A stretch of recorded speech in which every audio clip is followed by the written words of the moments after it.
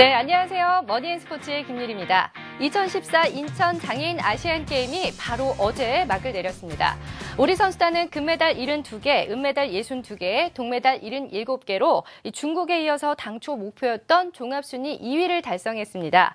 어제 열린 퇴회식의 주제가 바로 언제 어디서나였죠. 어떤 불가능의 벽이 우리를 가로막더라도 우리는 도전을 시작할 준비가 돼 있다라는 뜻을 담고 있다고 하는데요.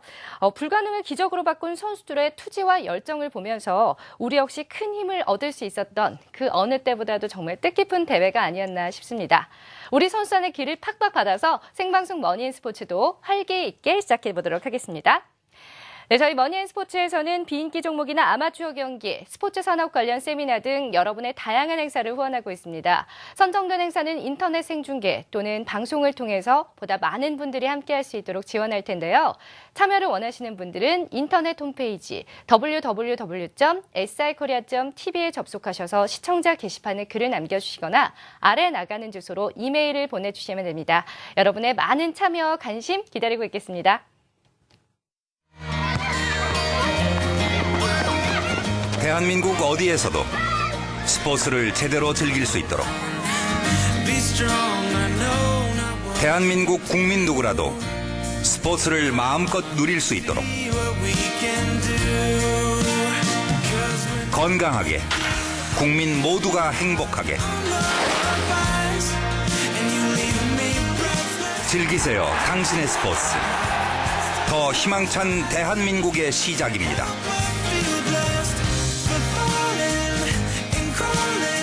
이 캠페인은 국민체육진흥공단이 함께합니다. 네, 스포츠 산업의 모든 것 머니앤스포츠. 먼저 오늘의 스포츠 현장부터 연결해 보겠습니다.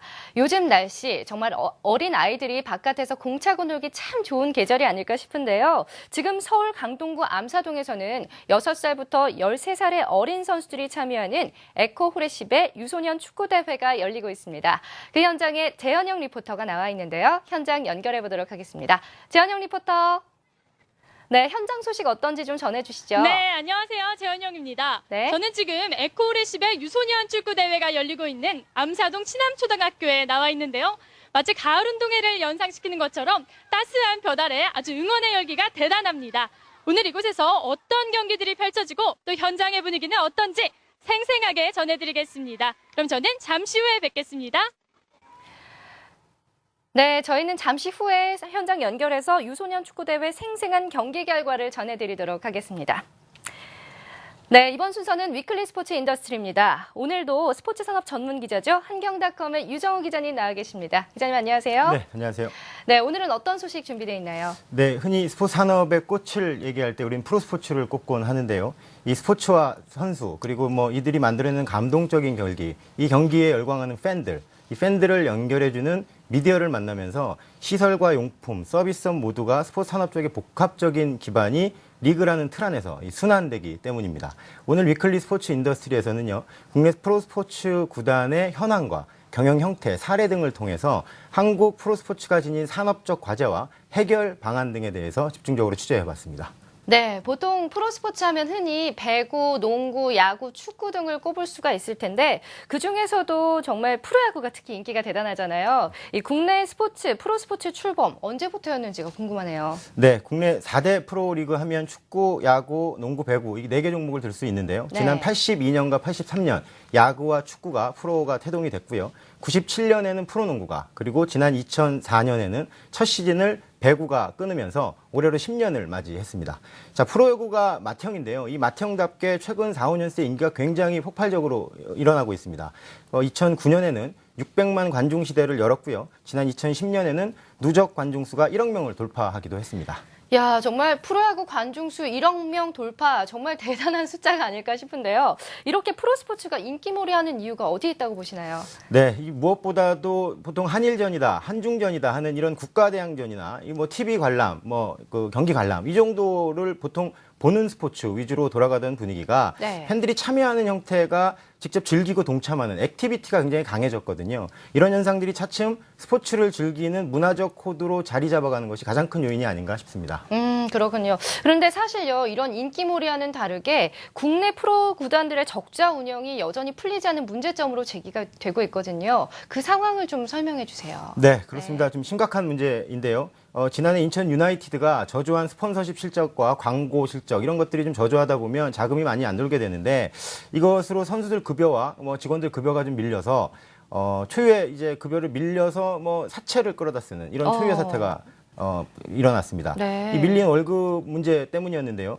여기서 끝나지 않고 최근에도 인천이 또다시 5억 원의 사채를 빌려 쓴 것이 외부로 알려지면서 이젠 좀 인천시 차원에서 재정 악순환을 끊을 수 있는 이런 원천적인 방안을 모색해야 되는 것 아니냐라는 이런 목소리가 높은 상황입니다. 정말 생각보다 심각한 것 같습니다. 프로 구단이 사채를 빌릴 만큼 재정 적자가 심각하다라는 부분이 사실 좀 쉽게 이해가 되지 않거든요. 그 프로 구단 적자의 개념 과연 어떻게 봐야 할까요? 네, 이 구단의 적자 개념을 이해하기 위해서는 먼저 국내 구단들의 형태부터 좀 파악을 할 필요가 있을 것 같습니다. 국내 구단은 자금 흐름과 의사결정 구조가 어떻게 흘러가느냐에 따라서 크게 네 가지 형태로 좀 구분이 된다고 볼 수 있겠는데요. 네. 먼저 대기업이 운영하는 기업 구단이 있습니다. 또 하나는 시민과 시민주 형태로 이루어지는 이런 시민구단이 있겠고요. 정부와 정부에 관련된 유관기관이 구단주 역할을 하는 이런 세미 프로 구단 형태가 있습니다. 네. 마지막으로 스폰서 기업과 스포츠 관련된 전문 회사가 결합한 융합 구단 형태가 있겠는데요. 앞서 설명드린 대로 인천의 경우 만약에 기업 구단이었다면 5억 원의 사채를 끌어다 쓰지 않았어도 될 것 같습니다. 그러니까 수입과 지출이 좀 명확한 이 일반 경영의 관점에서 보면 BEP, 이 블랙 이븐 포인트를 넘길 수 있느냐 없느냐가 사업을 지속할 거냐 말 거냐를 결정하고 할 수 있는 가장 중요한 요인이 되는데요. 네.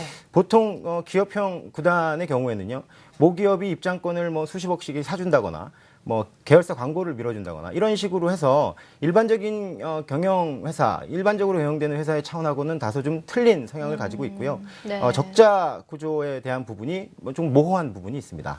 국내 프로구단 중에서 적자 구조를 여전히 면치 못하고 있는 구단은 전체 프로스포츠 구단 중에 90% 이상인 것으로 추정이 됩니다. 예. 그렇다면요, 프로 구단이 적자 운영을 할 수밖에 없는 이유가 있을 것 같거든요. 어떤 이유인가요?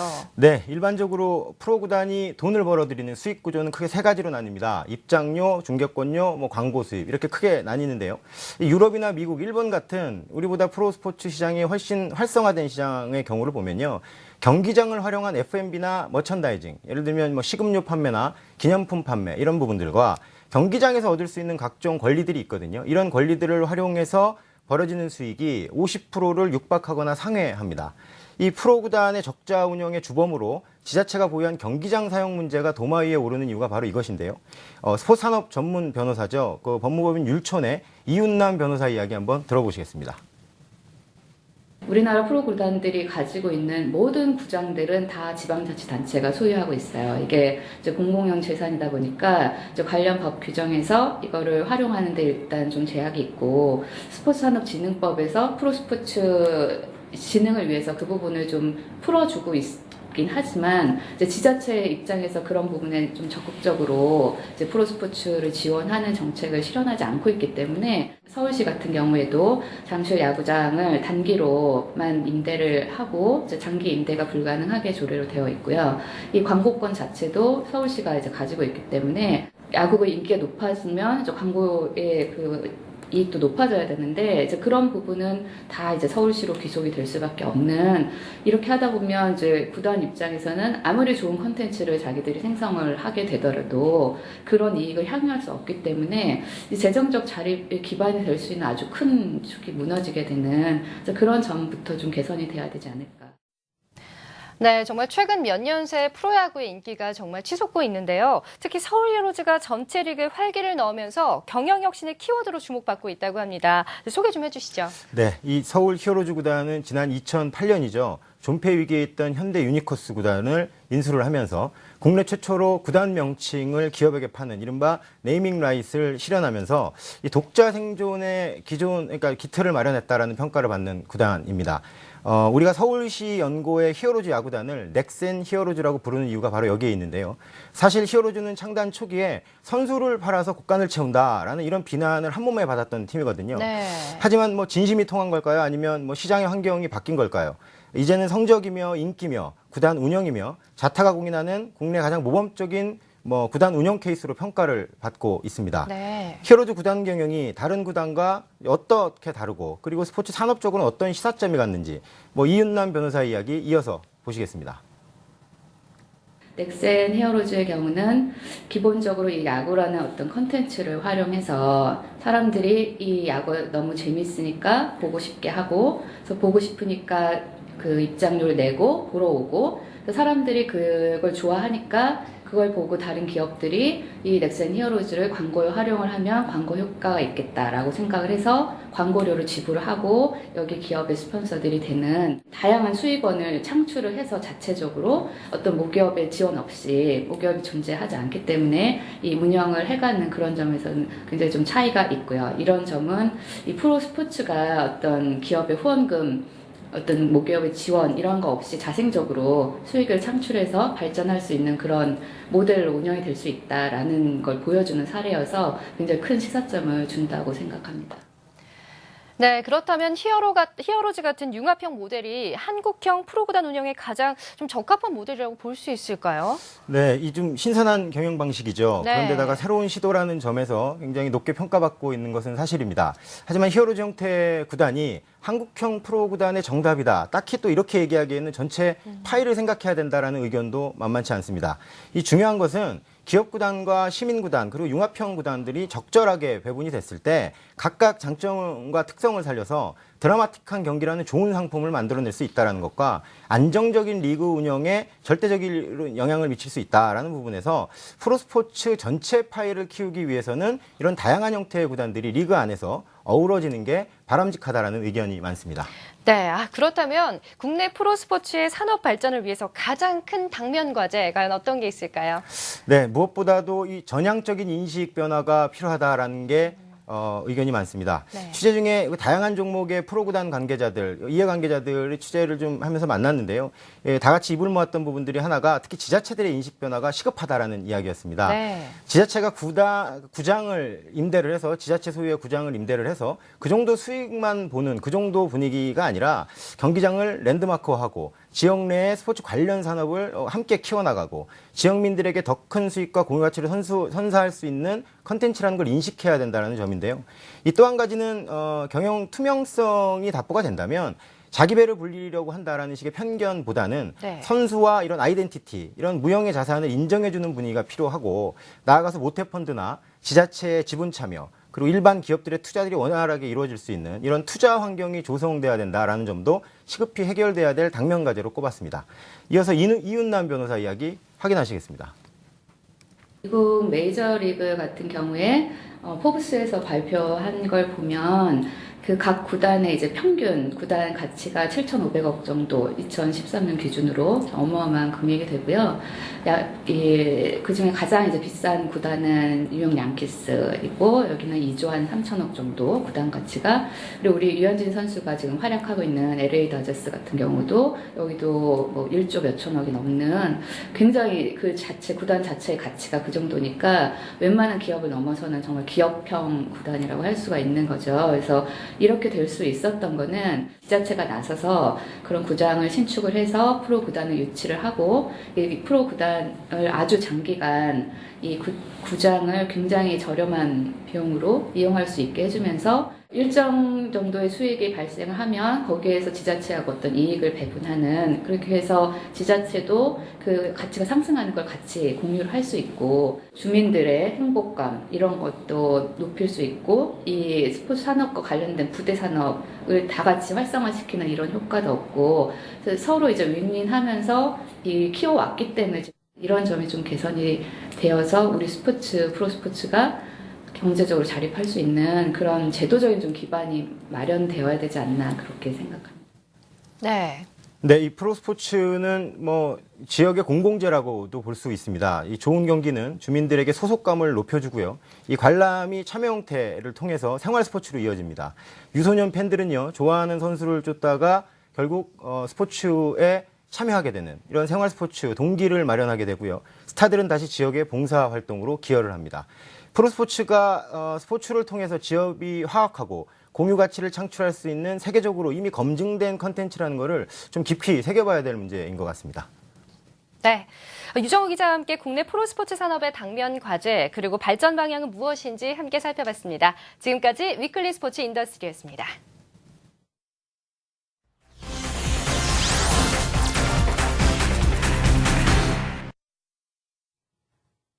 네, 생방송으로 보내드리고 있는 스포츠 산업의 모든 건 머니앤스포츠. 이번에는 에코우레십의 유소년 축구대회가 열리고 있는 현장을 연결해 보도록 하겠습니다. 재현영 리포터. 네, 지금 경기가 계속 진행되고 있나요? 네, 지금 축구 경기가 한창 진행 중인데요. 지금 제 옆에는 JNK 사이언스 김일권 팀장님께서 나와 계십니다. 팀장님 안녕하세요. 네, 안녕하세요. 네, 반갑습니다. 지금 현재 에코후레십의 유소년 축구 대회가 한창 열리고 있는데요. 어떤 대회인지 궁금합니다. 올해로 6회를 맞는 이 축구 대회는 유소년 스포츠 발전과 행복한 가정 만들기 프로젝트의 일환으로 2009년부터 이곳에서 매해 개최해 오고 있습니다. 네, 그렇군요. 그럼 이번 대회를 통해서 어떤 효과를 기대하시는지 궁금합니다. 이번 대회 후에도 보다 많은 단체와 기업들로부터 유소년 스포츠 발전을 위한 많은 관심과 그리고 지원이 있기를 바랍니다. 네, 말씀 고맙습니다. 네, 지금 제 옆에는요, 또 강신우 축구교실 김상현 감독님께서 나와 계십니다. 감독님 안녕하세요. 네, 안녕하세요. 네, 반갑습니다. 감독님, 지금 이렇게 경기가 한창 진행 중이잖아요. 그런데 오늘 선수들, 우리 잘 뛰고 있나요? 저희 아이들이 이거 대회를 준비하기 위해서 6개월 정도 준비를 했습니다. 그래서 또 예측하기 힘들겠지만 오늘 좋은 경기 나올 것 같습니다. 네. 네, 저 또한 기대해 보도록 하겠습니다. 오늘 이렇게 실력을 발휘하는 장인데요. 평소에 어떻게 훈련해 왔는지 궁금합니다. 저희가 독일 프로그램을 우리 아시아 선수들에 맞게끔, 한국 선수에 맞게끔 저희가 잘 편성을 해서 누구나 따라할 수 있게끔 만들어 놨거든요. 그래서 아이들이 흥미 위주로 즐길 수 있도록 프로그램을 짜놨기 때문에 네, 아이들 이렇게 준비를 많이 했습니다. 네. 네, 준비가 엄청난데요. 오늘 저 또한 기대해 보도록 하겠습니다. 그럼 저는 잠시 후에 다시 뵙도록 하겠습니다. 스튜디오 나와주세요. 네, 재현영 리포터 수고가 많습니다. 현장은 잠시 후에 저희가 다시 연결을 해보도록 하겠습니다. 네, 이번 순서는 화제의 인물 시간입니다. 해외 브랜드 일색인 우리나라 스포츠 산업에서 묵묵히 자기 길을 걸어오고 있는 국내 스포츠 브랜드가 있습니다. 스포츠 용품의 자체 제작뿐만 아니라 글로벌 스포츠 브랜드의 교류를 통해서 한국 스포츠 산업 발전을 이끌어오고 있는 기업이 있는데요. 바로 비바 스포츠의 권호성 대표 모시고 오늘 이야기 나눠보도록 하겠습니다. 안녕하세요. 네, 안녕하세요. 권호성입니다. 네, 대표님. 그 비바 스포츠 과연 언제 설립이 됐고 어떤 회사인지 소개 좀 해주세요. 네, 저희 비바 스포츠는 88 서울올림픽 이후에 89년에 설립을 해서 종합 스포츠 용품 회사로 발전하고 있는 기업입니다. 네, 그 설립 초기부터 사실 다양한 스포츠 용품들을 제조하고 또 유통하고 계신다고 들었거든요. 어떤 제품들이 있을까요? 설립 당시에 우리 국내의 그 인건비 제조 공인비가 상승을 하는 관계로 수요에 비해서 공급이 많이 딸렸던 시절입니다. 네. 그래서 그때의 대중 스포츠를 중심으로 예를 들면 배드민턴, 셔틀콕, 축구공을 중심으로 생산, 제조, 공급해오고 있습니다. 네, 그 2002년 한일 월드컵 때는요, 국제축구연맹의 공인구, 그리고 최근에는 국제배드민턴연맹 공인 셔틀콕까지 모두 이 비바 스포츠의 힘이라고 할 수 있겠는데요. 정말 얼마 남지 않은 국산 스포츠 브랜드사에서 비바 스포츠가 성공할 수 있었던 요인이 있다면 뭐라고 생각하시나요? 글쎄 뭐 성공이라면 과찬이고요. 아직까지도 네. 열심히 하고 있는 기업인데요. 그 스포츠 소비자들이 제품을 선택하는 요인이 두 가지 있다고 여겨집니다. 네. 첫째는 각 그 스포츠 종목에 맞는 품질이고요. 두 번째는 적당한 가격입니다. 저희들은 그 틈새를 노렸습니다. 합리적인 가격으로 고품질을 만들어서 고객에 만족하는 제품이라면 사랑받을 수 있을 것이다라는 관점을 가지고 해온 것이 네. 지금까지 기업을 성장한 동기라고 봐집니다. 네, 고객의 니즈에 딱딱 맞춘 게 성공의 요인이라고 할 수 있겠네요. 그 비바 스포츠 같은 경우에는 자체 제작뿐만 아니라 뭐 일본의 제트라든지 중국의 리닝 등 우리 해외 업체와의 또 제휴를 통해서 정말 프로모션을 하고 있다고 들었는데요. 이런 활동들이 현재 비바 스포츠의 성공에 어느 정도의 영향을 미쳤다고 보시나요? 네, 스포츠는 뭐 아시다시피 여러 종목이 있습니다. 그 종목별로 그 카테고리 킬러라고 하는 그 강자들이 있습니다. 네. 따라서 그 각각의 강자의 영역과 함께 제품도 개발하고 신제품도 생산하고 신수요도 창출해 나가는 것이 기업으로서는 굉장히 도움이 됐고요. 그러한 요인들이 비바 스포츠가 한 단계 업그레이드 되는 데에 큰 역할이 됐다고 판단이 됩니다. 네. 네, 이 대표님은 업계 대표이시기도 하지만 스포츠 경영학 박사의 강의도 하셨고 대한 스포츠 연구조합 이사장도 역임하셨습니다. 현재는 세계 스포츠 산업 연맹 아시아 대표도 맡고 계시죠. 이 지나온 이력을 좀 이렇게 찬찬히 보면요, 이루고 싶으신 가치, 어떤 개인적인 목표가 굉장히 뚜렷해 보이시는데 어떤 목표를 가지고 계신지 좀 궁금합니다. 나름대로 다 소망이 있는데 저의 간절한 소망은 그 오랫동안 한국 스포츠 산업에 종사하면서 아쉬움으로 남는 부분이 그 한국을 대표하는 브랜드가 없다는 겁니다. 지금 이제 세계 거대 브랜드 기업들에 의해서 시장이 잠식되고 있는 것이 현실이거든요. 따라서 국내를 대표하고 아시아를 넘어서 세계 거대 브랜드와 함께 겨룰 수 있는 브랜드 융성, 이 부분이 저희가 바라는 소망입니다. 네, 방금 말씀을 하셨는데 대표님께서 사실 지난 아시안 게임에서요, 중국 스포츠 의류 브랜드인 361도가 공식 스폰서로 참여해서 좀 국내 스포츠 업계로서는 참 아쉬운 일이 아니었나 싶어요. 대표님 네, 개인적으로는 안타까운 네, 일이죠. 그쵸? 그 스포츠는 아시다시피 브랜드의 성장이 스포츠 이벤트와 함께합니다. 네. 뭐 다 아시다시피 1964년 동경올림픽 때 일본의 미즈노 아식스 등이 성장을 했고요. 네. 74년 미넨 올림픽 때 아디다스가 그랬고요. 뭐 예외가 아닙니다만은 84년 LA 올림픽 때 나이키 역시 세계적 기업으로 한층 더 발돋움하는 기회를 삼았습니다. 그런데도 불구하고 우리나라는 88 서울 올림픽, 2002년 한일 월드컵에 큰 이벤트가 있었음에도 불구하고 기회를 살리지 못한 아쉬움이 있습니다. 네, 앞으로 2018년 평창올림픽이 우리 한 번 더 기회가 있습니다. 이때에 토종 브랜드가 반드시 세계 브랜드화하는 전략적 기회로 삼아야 된다고 생각을 합니다. 네. 네, 잘 아시겠지만 앞서 말씀도 해주셨는데 스포츠가 21세기 유망 산업으로 손꼽힙니다. 이 미국 시장만 봐도 뭐 시장 규모가 스포츠 산업이 자동차 산업의 4배, 영화 산업의 7배라고 지금 알려져 있는데요. 유독 우리 시장에서 성장한 이 국내 스포츠 브랜드들 가운데 세계적으로 성공한 브랜드 찾아보기가 쉽지 않은 상황입니다. 성공이 쉽지 않은 이유, 어디 있다고 보시나요? 뭐 여러 가지 요인이 있겠습니다만 우선 그 내수 기반이 좀 취약했다는 것이 한 요소라고 봐질 수 있습니다. 그동안에 이제 한국이 그 성장해 오면서 중화합공업 위주로 정부 정책이 지원이 됐고요.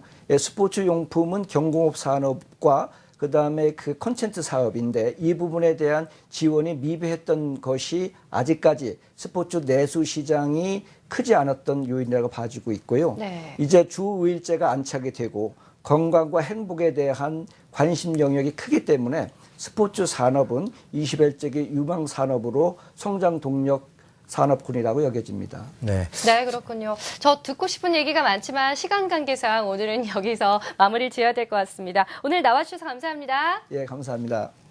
네, 지금까지 비바 스포츠 권호성 대표였습니다. 계속해서 생방송으로 보내드리고 있는 스포츠 산업의 모든 것 머니앤 스포츠, 다시 한번 에코후레십의 유소년 축구대회 현장을 연결해 보도록 하겠습니다. 재현영 리포터 나와주시죠. 네, 지금 현장 소식이 어떤가요? 네, 에코후레십의 유소년 축구대회 현장입니다. 지금 제 옆에는 선수 어머니 한 분이 나와 계신데요. 한번 만나보도록 하겠습니다. 어머니 안녕하세요. 안녕하세요. 네, 반갑습니다. 이렇게 오늘 경기를 쭉 지켜보고 계신데 소감이 어떠신지 궁금합니다. 아이들이 주말에 친구들과 즐겁게 시합을 하는 모습을 보니까 기분이 참 좋습니다. 네, 저 또한 기분이 좋아지는데요. 이렇게 아이들이 축구를 시작하고 혹시 달라진 점이 있다면 어떤 게 있을까요? 축구를 배우기 전에는 친구들과 놀다가 문제가 생기면 고집을 피우곤 했는데 축구를 배우고 나서 친구들과 서로 협력하고 소통하는 걸 배우면서 학교에서도 많이 배려하고 도와주는 모습을 볼 수 있었습니다. 네, 축구가 아이에게 굉장히 많은 영향을 미친 것 같은데요. 네, 앞으로 어떻게 될지 이제 아이들에게 마지막으로 응원의 한 말씀 부탁드립니다.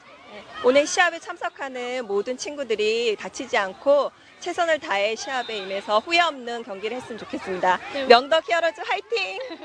네, 오늘 고맙습니다. 네, 경쟁을 떠나서 축구로 모두 하나가 될 수 있는 시간이었습니다. 앞으로도 우리 유소년 축구 선수들 진심으로 응원하겠습니다. 그럼 지금까지 에코우리시바 유소년 축구대회에서 재현영이었습니다. 네, 재현영 리포터 수고했습니다. 이번 순서는 한 주간의 스포츠 산업 관련 단신을 전해드리는 시간인데요. 첫 소식은 대한레슬링협회가 회장 출연금을 둘러싸고 내분을 겪고 있다는 소식입니다. 지난 6월에 취임한 대한레슬링협회 임성순 회장의 후원금 기탁 여부를 놓고 회장과 이사진 사이에 갈등이 폭발했습니다. 레슬링협회 집행부는 임 회장이 약속한 거액의 후원금을 내지 않았다며 상벌위원회를 열어 협 회장의 직무정지 가처분을 결의했고 이에 임 회장도 최근 긴급 기자회견을 열어 집행부가 각종 비리에 연루된 데다 회계의 투명성이 떨어져 출연금을 낼 수 없다고 맞섰습니다. 집행부는 협회 규정상 취임 1년이 되지 않은 임 회장에 대해 해임 징계를 내릴 수 없어 24개월 직무정지 징계를 내릴 계획이며 내년 대의원 총회에서 정식 해임 절차를 밟을 방침입니다. 레슬링협회 내분이 극한으로 치달으면서 충돌은 쉽게 진정되지 않을 것으로 보입니다. 두 번째 소식입니다. 국민체육진흥공단의 스포츠 융자 사업이 귀족 스포츠에 집중됐다는 지적이 제기됐습니다.